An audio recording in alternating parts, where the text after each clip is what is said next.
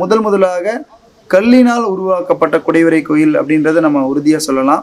அதற்கு சான்றாக முதலாம் மகேந்திரவர்மன் அந்த குடைவரையினுடைய தூணிலேயே ஒரு தெளிவான ஒரு கல்வெட்டையுமே வெட்டி வச்சிருக்கான். அந்த கல்வெட்டில் அவன் என்ன சொல்றான் அப்படின்னா, ஏதத் அனிஷ்டகம் அத்ருமம் அலோகம் அசூதம் விசித்திர சித்தேன நிர்மாபித நிர்பேன பிரம்ம ஈஸ்வர விஷ்ணு லக்ஷிதா யதனம். அதாவது லக்ஷிதா யதனம் அப்படின்னு இந்த குடைவரையை வந்து பிரம்மா சிவன் விஷ்ணு ஆகிய மும்மூர்த்தியருக்காக காலத்தால் அழியக்கூடிய மரம் சுதை செங்கல் உலோகம் இது எல்லாத்தையும் தவிர்த்துட்டு காலத்தால் அழியாமல் நிலைத்திருக்கக்கூடிய இந்த மலையை குடைந்து குடைவரை கோயிலை எடுப்பித்த அப்படின்ற செய்தியை வந்து முதலாம் மகேந்திரவர்மன் அந்த கல்வெட்டில் குறிப்பிடுறான்.